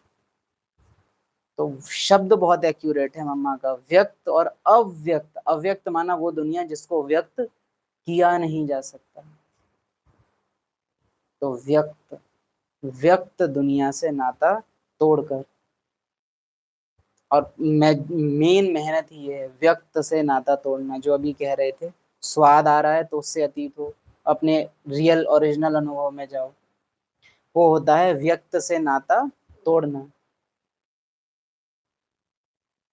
तो याद सहज हो जाएगी जब दिखाई सुनाई सूंघाई अनुभव त्वचा का रगड़, इन पांचों कर्मेंद्रियों की सेंसेशन से आप अपने को डिस्कनेक्ट कर पाओ, तब होती है अव्यक्त की शुरुआत। अभी तो हम लोग की जो सारी मेहनत होती है ना, वो किसी एक या दो कर्मेंद्रिय को ही शांत करने में चली जाती है पूरी। कि जैसे देखते हुए भी ना देखना, या सुनते हुए भी ना सुनना, मेजॉरिटी मेहनत तो इन दो से ही न्यारा होने में चली जाती है। और सबसे पीछे जाके जो होगा ना, वो होता है अपना जो इस खाल का अनुभव है, और श्वास का जो अनुभव है, जो सांस लेने और छोड़ने का जो अनुभव है ना, वो भी आपको कभी अव्यक्त नहीं होने देता है। तो वैसे नेचुरल है। अव्यक्त बाप दादा को कभी देखना, जब दादी बाबा के आवाहन में बैठती है तो स्टार्टिंग में श्वास अच्छी खासी चल रही हैं, फिर योग में बैठने के बाद थोड़ी देर में ही आप देखेंगे उनकी सांसें इतनी धीमी हो जाती हैं जैसे लगभग न के बराबर। और फिर जब बाबा आता है, फिर एकदम से वो सांस चलना फिर से तेज हो जाती है। वो दिखता है आपको, चेस्ट की पंपिंग से आपको पता चल जाएगा कि हाँ, जैसे इतनी देर तक डेड बॉडी थी और अब फिर इसमें जान आ गई। तो योग में बहुत जोर से सांस चलेगी नहीं आपकी, आपकी सांस जितना आपके संकल्प फास्ट चल रहे हैं, उतनी आपकी श्वासें भी अपने आप तेज हो जाती हैं। जब संकल्प इधर बहुत कम है ना, तो श्वासें अपने आप धीमी हो जाती हैं। और जो योगी आत्माएं होती हैं ना, उनके लिए तो फेमस है कि वो अपनी जो हार्ट बीट्स हैं, वो पर मिनट 10-12 तक ले रहे हैं, जबकि हर मिनट दिल कितनी बार धड़कता है, 72 बार। लेकिन योगस्थ स्थिति में जो आत्मा स्थित है, उसका दिल एक मिनट में कितनी बार धड़क रहा होता है, 10 से 12, मिनिमम इतना तक आ जाता है। आपको उसकी जो पल्स है ना, डॉक्टर अगर उस टाइम ऐसे पकड़ेगा, उसको पल्स अनुभव नहीं होंगी, क्योंकि इतनी कम है। इक्विपमेंट देख लेगा, लेकिन मनुष्य के ऑर्गन्स उसको देख नहीं पाएंगे, जैसे लिविंग डेड। आप उसके नाक के आगे ऐसे उंगली लगाओगे, आपको सांस न के बराबर अनुभव होगी, क्योंकि इतनी कम हो गई है, क्योंकि आत्मा ने व्यक्त से नाता तोड़ दिया है। तो केवल उतनी चलेंगी कि शरीर मरे ना, लेकिन जिंदा रहे, इतनी नहीं चलेंगी, इतनी नहीं चलेंगी।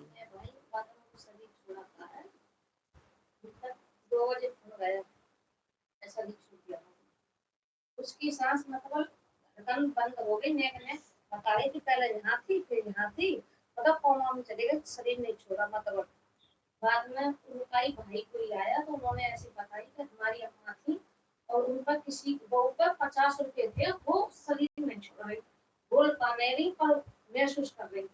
वहाँ पे ऐसे अनुभव बताया उन्होंने, शरीर क्यों नहीं शरीर छोड़ पा रहे, मतलब कुछ ठंडे पड़े सारे पर ने बस यहीं तक चल रही है। तो ऐसे उन्होंने बताया, तो उन्होंने ध्यान दिया इनका कुछ पाव का है तो ना मम्मी। उन्होंने 2 दिन पहले गाड़ी लेके के लिए 20,000 की, वो सारे पैसे उनको दे दिए अपने घर वाले को, उन्होंने ले लिए, वो तो काम के नहीं है। अब उनकी जान उसी में पड़ गई है। तो ऐसे उन्होंने बताया, तो बोले मम्मी कहीं आप पापा ने पैसे रखे हैं इसलिए तो नहीं कह रहे, लड़की बता रहे हैं कि जैसी पैसे रखे हैं उनके वहां में चिड़िया ने आत्मा ने शरीर छोड़ दिया। होता है। कई ज्ञानियों की आत्माओं को लास्ट टाइम में पढ़ा के जब तक नहीं मिलते वो शरीर नहीं छोड़ती हैं। हाँ, देखो लौकिक में ही अनुभव रहा है कि उनको हॉस्पिटल जाने से पहले उन्होंने इच्छा जताई है कि मुझे बैंगन की सब्जी खानी है। बहुत तो नहीं, लेकिन फिर भी क्लोज का कनेक्शन था उन्हों के साथ पार्ट का। तो अब वो हॉस्पिटल चले गए हैं, अब वहाँ हालत उनकी लिविंग डेड की हो गई है कि शरीर छोड़ नहीं रहे हैं लेकिन जिंदा भी नहीं हो रहे हैं। तो फिर उनके घर वालों ने याद किया है कि उन्होंने बोला था कि इनको बैंगन की सब्जी खानी है। अब वो बनी है और आई है, पड़ोसी को बोला है उन्होंने कि भाई बैंगन की सब्जी बना दो, वो आई है और वो उसके मुख में डाली गई है। तो एकदम देखा गया कि अब हार्ट बीट्स और पल्स वगैरह सब बढ़ गई और थोड़ी देर आधी मिनट करीब तक वो बढ़ी रही है, उसके बाद वो फिर से जीरो हो गई, फिर आत्मा ने शरीर छोड़ दिया। दादी गुलजार का साथ का अनुभव है कि एक डॉक्टर बचा हुआ है जिसने दृष्टि नहीं ली है, तो सारे जो मीटर हैं वो जीरो दिखा रहे हैं लेकिन धड़कन अभी भी चल रही है। तो नीलू बहन ने जाके बोला है कि दादी अब आप जा सकती हो, लेकिन दादी जा नहीं रही है। फिर जब वो जो लास्ट डॉक्टर, किसी को याद नहीं था लेकिन दादी को पता था कि अभी वो नहीं आया है, आकाश शुक्ला, क्योंकि उन्होंने बहुत स्टार्टिंग से दादी का ध्यान रखा था, तो दादी का भी आत्मिक रूप से कनेक्शन था। या आप ये समझ सकते हो कि दादी को मोह हो गया होगा। आत्मिक रिश्ते बहुत अलग होते हैं। नहीं, बाबा तो कहता है अंत में तुमको कोई और याद ना आए। क्या बैगन की सब्जी आगे पीछे हो जाती तो आत्मा का रुक जाती? वो तो ड्रामा एक्यूरेट है, वो आनी थी, वो होना था। वो एक अलग चीज है कि ड्रामा एक्यूरेट है। हाँ, अंतमति सो गति नहीं हुई है, लास्ट में दादी को आकाश शुक्ला याद रहा है। इस तरह से आप समझ सकते हो इस चीज को, क्योंकि अंत में कोई और याद नहीं आना चाहिए। ब्रह्मा बाबा की अंतमति सो गति नहीं हुई है, कौन याद है बाबा को? दादी प्रकाश मणि याद है बाबा को, अंतमति सो गति बाबा की नहीं हुई है, बाबा को तो दादी याद आ रही है। आत्मिक रूप से किसी को याद करना, किसी से स्नेह रखना बहुत अलग चीज होती है। दैहिक मोह बहुत अलग होता है, बहुत अलग होता है। पार्ट को परम धाम से आप अनुभव कर सकते हो, देह को आप वतन से भी अनुभव नहीं कर पाओगे। तो अंतमति सो गति की भी गुह्य गति है। हम लोग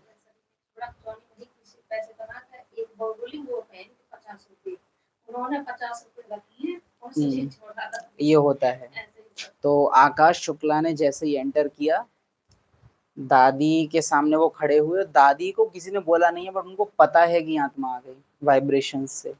दादी ने हल्की सी आंखें खोली हैं, उनको देखा है और फिर एकदम शरीर छोड़ दिया दादी ने।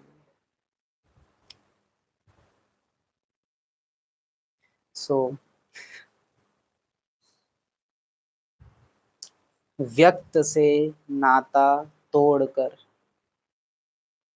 व्यक्त से नाता तोड़कर अव्यक्त संबंध से नाता जोड़कर रखना है, तो याद सहज हो जाएगी। अच्छा, ओम शांति।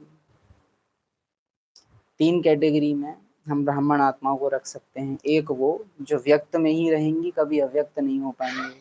दूसरी वो जो अव्यक्त जब होती हैं तो व्यक्त संभाल नहीं सकती। तीसरी और सबसे पहली और सबसे वंडरफुल कैटेगरी है कि वो अव्यक्त होते हुए व्यक्त में पार्ट बजा पाती हैं। वो है सूर्यवंशी की वारिस क्वालिटी, सूर्यवंश की। दैट मीन्स न्यारे हैं और फिर भी पार्ट चल रहा है, और सबसे मुश्किल यही अचीव करना होता है। ये जो श्लोक एक्यूरेट पार्ट बजाना है कि न्यारे हैं और प्यारे हैं। वरना योगी आत्माओं में भी ये दिक्कत होती है कि वो न्यारे होते हैं तो उनका प्यार खतरे में आता है। फिर मीन्स उनका न्यारापन रूखा हो जाता है। जबकि बाबा क्या बोलते हैं, रमणीकता भी होनी चाहिए, गंभीरता। आत्मा की नेचुरल नेचर पैराडॉक्स वाली होती है कि उसका अनुभव कहीं और का होगा लेकिन पार्ट कुछ और चलेगा। जैसे बाबा आया है शांति की दुनिया से और पार्ट कैसा बजाता है, बोलने का। अव्यक्त ब्रह्मा है फरिश्तों के राजा, लेकिन आए किन के बीच में है, शरीरों के झुंड के बीच में। इससे उनकी अव्यक्त स्थिति पे कोई फर्क नहीं पड़ता। लेकिन हम लोग के साथ दिक्कत होती है कि हम न्यारे होते हैं तो फिर न्यारे ही होंगे। न्यारापन भी है और आवाज भी सुनाई दे रही है, ये एक साथ हम लोग, हालांकि बहुत आगे की चीज है, अभी हम भी नहीं बोलेंगे कि उसमें जाना, लेकिन एक्यूरेट वही है। जैसे कहा कि बाथरूम में हो, नहा रहे हो और नहाते हुए न्यारापन है, लेकिन नहाने का अनुभव भी हो रहा है। सबसे वंडरफुल वो चीज है। हाँ, योग ऐसा योग लगा रहे हो कि बाथरूम में ही बैठ गए। स्टेज अच्छी है लेकिन स्टेज निराली नहीं है। आप शरीर छोड़ सकते हो लेकिन शरीर में रहते हुए पार्ट बजाने के योग्य अवतार नहीं हो सकते। तुम आत्मा हो, तुम देह नहीं हो, लेकिन तुम अवतार नहीं हो। और शिव बाबा का असली बच्चा कौन होगा, अवतार। वो शरीर में पर काया प्रवेश कर सकेगा। वो आत्माभिमानी रहेगा लेकिन रहेगा देह में। हम आत्माभिमानी होते हैं तो देह से कनेक्शन पूरा तोड़ते हैं, देह के अनुभव भी हो रहे हैं और देह अतीत दुनिया का अनुभव भी हो रहा है। ये एक साथ हम लोग बैलेंस कर नहीं पाते। निराली स्टेज है। इसीलिए तो बाबा बोलता है कि पढ़ाई पूरी होती है, खत्म नहीं। बिकॉज बहुत कुछ रहता है हमेशा अनुभव करने के लिए, बहुत कुछ। बट कहेंगे जब बाबा कहता है वारिस क्वालिटी, तो वारिस क्वालिटी का मतलब ये है कि जो दोनों कर सकता है एक साथ। हम दोनों अलग अलग कर पाते हैं। बाबा नहीं बोलता कि न्यारे और प्यारेपन में बच्चों में बैलेंस नहीं है, न्यारे बनते हैं तो प्यारे नहीं, प्यारे बनते हैं तो न्यारे नहीं। Balance, balance is blessing. दोनों एक साथ आप कर पाओ। एक है हमारा नजरिया और एक है बाबा का नजरिया। हमारे नजरिए में पता है क्या है, किसी आत्मा को अंत समय कुछ भी याद नहीं आया, सिर्फ बाबा बाबा बाबा बाबा करते हुए उस आत्मा ने शरीर छोड़ दिया। ये स्टेज ज्यादा अच्छी है। एक आत्मा थी, उसने सबसे बात करी, खाना भी खाया, अब पार्ट बजा रही है सबके साथ, और पार्ट बजाते बजाते ही उस आत्मा ने शरीर छोड़ दिया सबके साथ। क्या स्टेज ज्यादा अच्छी है? हमारी नजर में देखा जाए अकेले, बाबा की नजर में देखा जाए पार्ट बजाते बजाते, दूसरी वाली, राइट। लेकिन हमको पर्सनली वो जो ज्ञानी ईगो होता है ना, उसको अकेला अकेला अकेला ये शब्द नहीं है ऐसा। जैसे सुबह ही कहा था, अकेले आए हैं अकेले जाना है। आध्यात्मिक अहंकार को बड़ा अच्छा लगता है ये, लेकिन वास्तव में ज्ञानी आत्मा को पता है कि ना तो परम धाम में मैं आत्मा अकेली हूँ, ना सूक्ष्म वतन में अकेली हूँ, और ना इन मुंडियों के झुंड में मैं अकेली हूँ, ना कि संगठन में रखते। अकेले हो लेकिन साथ हो, ये होती है आत्महिमानी स्थिति। विरोधाभास में कि आत्मिक रूप से तुम अकेले हो लेकिन आत्माओं की दुनिया में तुम अकेले नहीं हो। मैं अकेली आत्मा हूं अकेली आत्माओं के साथ, इस तरह से है। सो आत्मिक स्थिति नेचुरली बहुत वंडरफुल और न्यारी होती है। दादी प्रकाश मणि की स्टेज के लिए तो बाबा विशेष बोलते हैं कि ब्रह्मा के लिए तो कह दोगे कि केवल अनन्य ही सामने थे, लेकिन दादी के सम्मुख तो सभी थे, सभी खूब चाहते भी थे, और दादी सबको देख रही है, दृष्टि दे रही है, बहुत प्यार से निहार रही है, लेकिन उसके मुंह में नहीं है, लेकिन प्रेम बहुत कर रही है, प्यार बहुत कर रही है। कर्मातीत स्थिति ब्रह्मा की कैसी थी? ब्रह्मा की कर्मातीत स्थिति कैसी थी? बच्चों की बातें सुनते थे या सुनना बंद कर दिया था? दादी प्रकाशमणि की कर्मातीत स्थिति कैसी थी? और राजू, पांडव भवन में कैसा चल रहा है सर? ऊपर ऊपर कैसा चल रहा है सर? तो भाई ने बोला कि दादी ऊपर का तो आप ही को पता होगा। खैर, पांडव भवन का मैं बता सकता हूँ, सब अच्छा चल रहा है। दादी नाम लेके फलाना कैसा है, फलाना क्या कर रहा है, तो दादी की तो कर्माती स्थिति नहीं है, दादी नाम रूप में फंस रही है। इवन दादी का तो कर्मातीत स्थिति में और ही ये हो गया था। वैसे कहीं ना कहीं एक मर्यादा थी दादी को कि भाइयों से थोड़ा सा इतना फिजिकल कांटेक्ट नहीं करना है। यज्ञ में ये मर्यादा है कि बहन भाई को गले नहीं लगा सकती। भाई आ रहे हैं, आओ राजू आओ, एकदम ऐसे हाथ भी नहीं पहुंच रहे हैं दादी की, 6-7 भाइयों की जेठ भर ली, ऐसी दादी की स्टेज हो गई थी। और स्टेज क्या है, दादी क्या देख रही हो, हीरा देख रही हूँ, कोई दाग नहीं। स्टेज ऐसी वंडरफुल है। यथार्थ बहुत अलग होता है। कल परसों की मुरली थी, संडे की मुरली, बाबा से ब्रह्मा को कॉपी करो, तब भी क्या कहा था कि कॉपी नहीं करना, फॉलो ही करना। और इवन उस मुरली में बाबा शायद खुद आगे चल के बोल दिए हैं ना कि follow follow, copy copy, follow ही करना है, कॉपी नहीं करना है।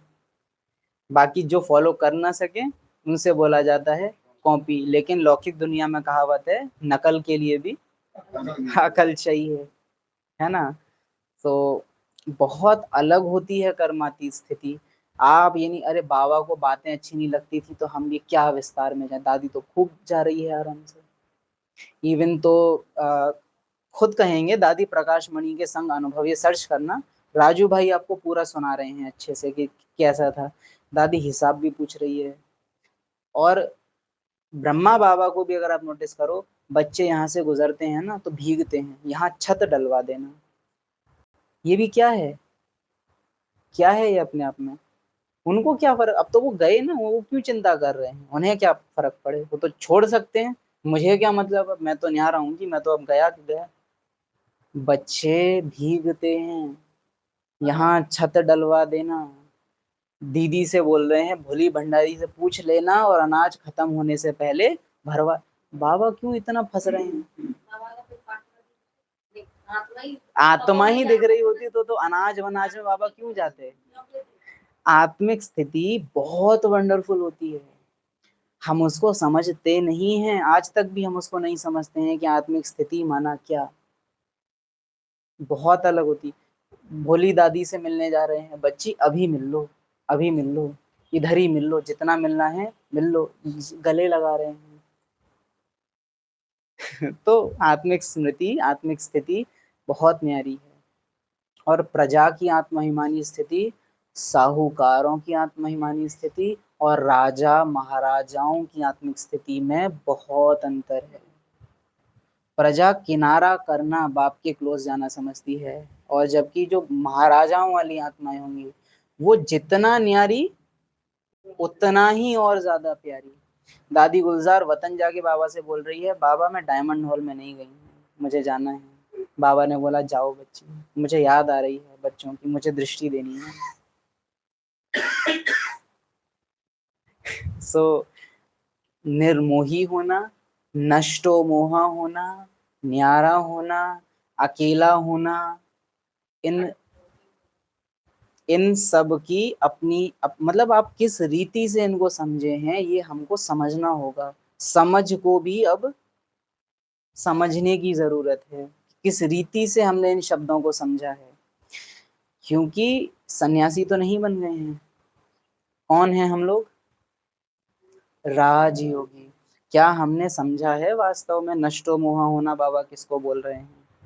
क्योंकि नष्टो मोहा है ब्रह्मा, लेकिन उसको बच्चों की याद शुद्ध मोह के रूप में आ रही है। दादी हिसाब किताब ले रही है, राजू भाई बता रहे हैं दादी हिसाब पूछ रही है, ये फलानी चीज बन रही है तो कितना खर्चा आएगा। और ये 2 दिन पहले की बात है, दादी के कर्मातीत होने से पहले, कि हिसाब है, मीन्स इतना अमाउंट है तुम्हारे पास कि तुम बना पाओ, इतना है। लेटर आए हैं, लिखो दादी ओके है, दादी ओके है। फलानी बहन को लेटर, उसको बुखार आया है, उसको पूछो लेटर लिख के, क्या तुम ठीक हो, बुखार ठीक हुआ, दादी लेटर लिखवा रही है क्योंकि किसी टीचर बहन ने लेटर लिख पता चला है दादी को कि उसकी तबीयत ठीक नहीं है। राजू भाई से बोल रही हैं, तो उसको फोन मिलाना और उससे पूछना और उसको दादी की याद प्यार देना।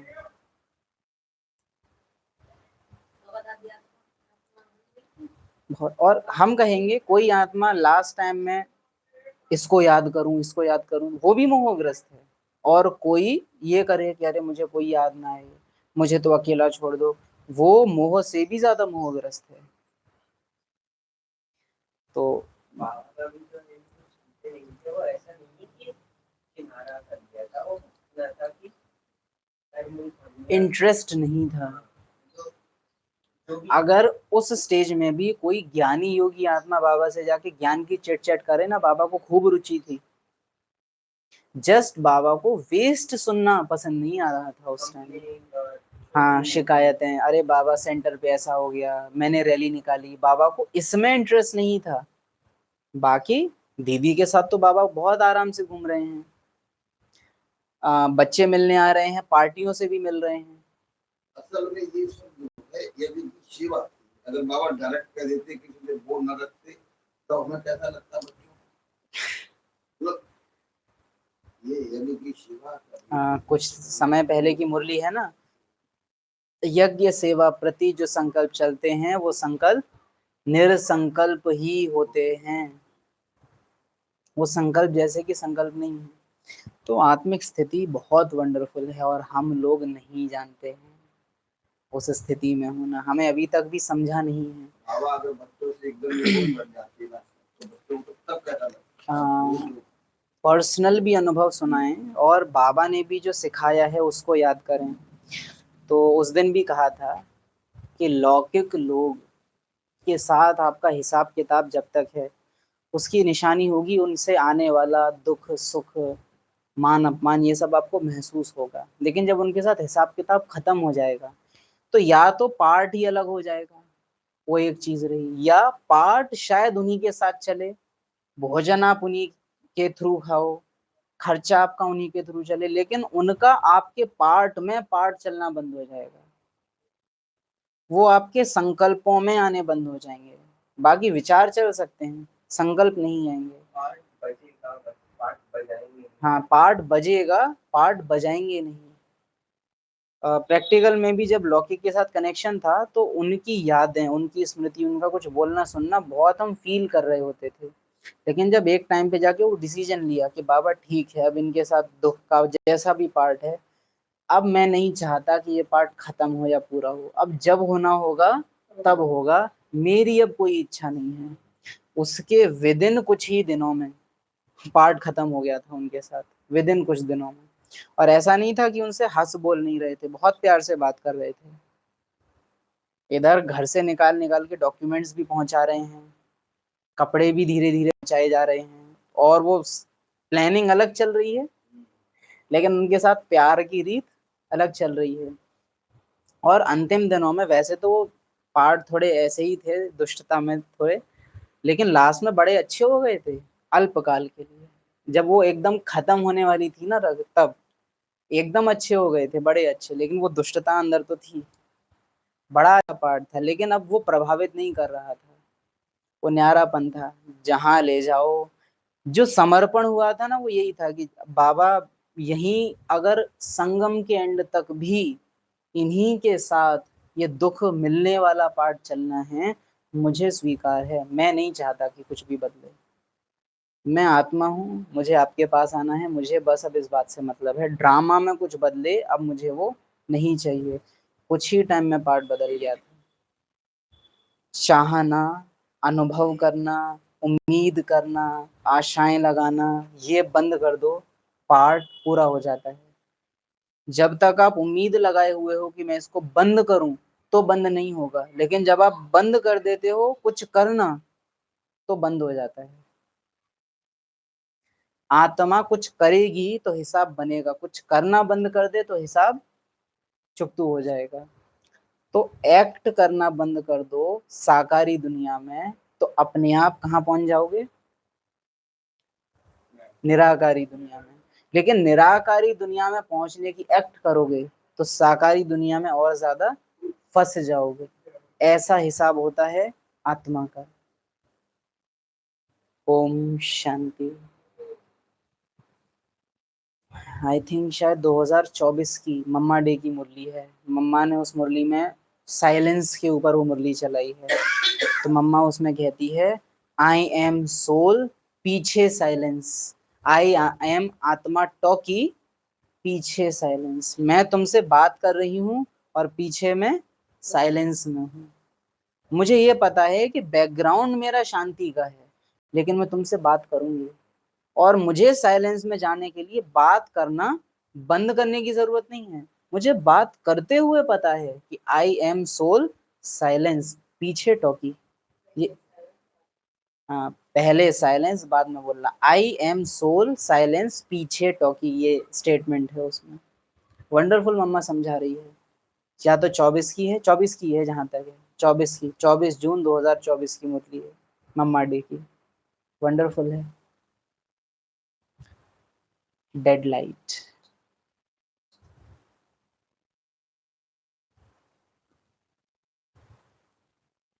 बाकी आज की क्लास इंपॉर्टेंट हो गई है।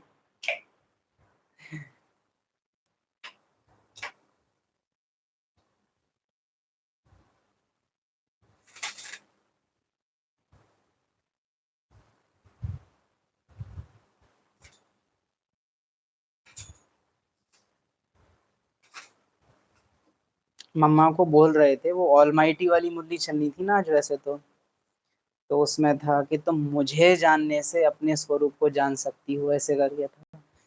ये सुना नहीं हमने, बट एक्चुअल में ये हुआ है आज की क्लास में कि मुझे जानने से तुम अपने स्वरूप और सामने वाले के रियल स्वरूप को जान सकते हो।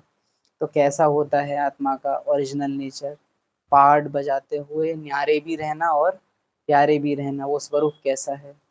और मम्मा की तो नहीं बट बाबा की, दादियों की कर्मातीत स्थिति को भी यथार्थ रूप से हमने समझने की कोशिश की। इसके आगे आप सब सोचना कि ये स्टेज हमको कैसे लानी है, लेकिन लानी है, ये याद रखना।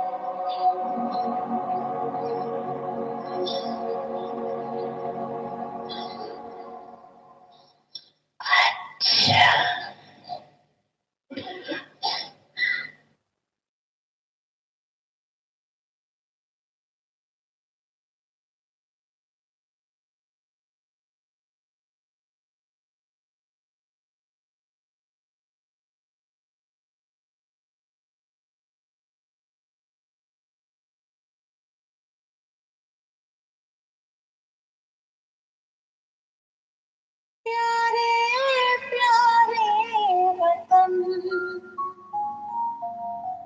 उड़ चले हम आज।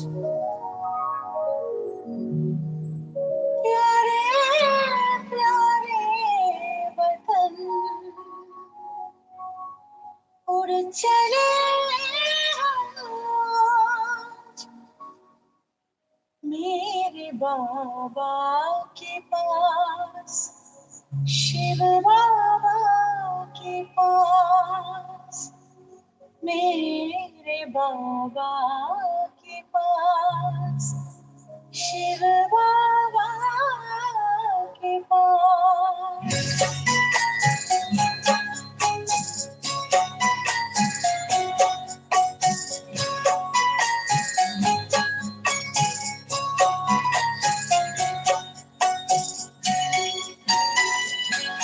प्यारे प्यारे वतन उड़ चले हम आज, प्यारे प्यारे वतन उड़ चले हम आज मेरे बाबा के पास, शिव बाबा के पास, शिव बाबा के पास। मन में लगन और प्रीत में मगन, मन में लगन और प्रीत में मगन चले बाबा के पास, शिव बाबा के पास, मेरे बाबा के पास, शिव बाबा के पास।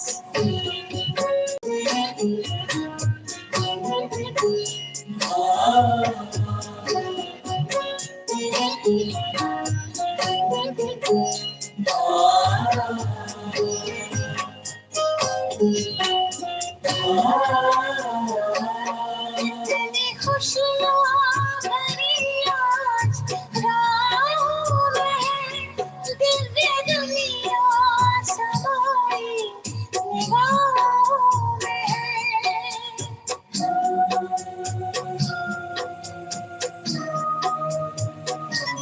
कितनी खुशियाँ भरी आज राहों में, दिव्य दुनिया समाई निगाहों में। मुझे खुद ही खुद पर होता है नाज, मुझे खुद ही खुद पर होता है नाज। प्यारे प्यारे वतन उड़ चले हम आज मेरे बाबा के पास, शिव बाबा के पास, मेरे बाबा के पास, शिव बाबा के पास।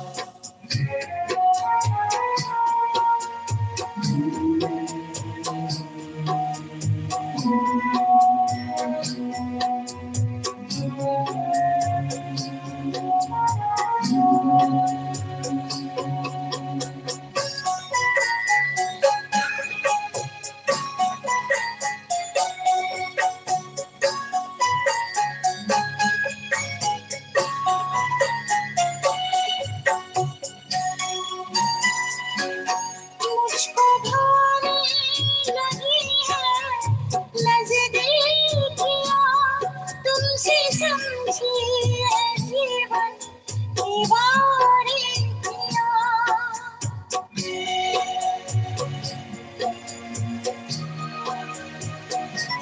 मुझको भाने लगी है नज़दीकियाँ, तुमसे समझी है जीवन की बारीकियाँ। तार बजने लगे और खनकते हैं साथ, तार बजने लगे और खनकते हैं साथ। प्यारे प्यारे वतन उड़ चले हम आज मेरे बाबा के पास, शिव बाबा के पास, मेरे बाबा के पास, शिव बाबा के पास।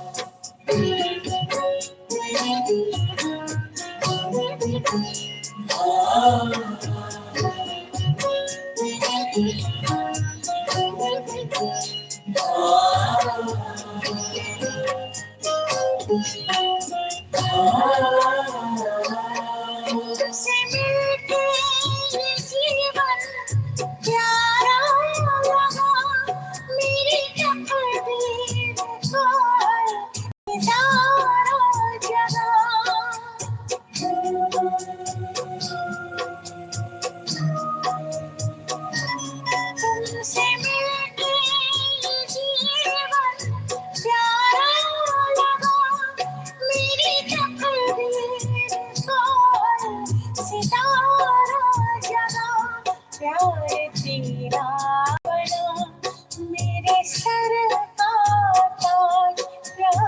तेरा बना मेरे सरकार ताज प्यारे प्यारे वतन उड़ चले आज मेरे बाबा के पास शिव बाबा।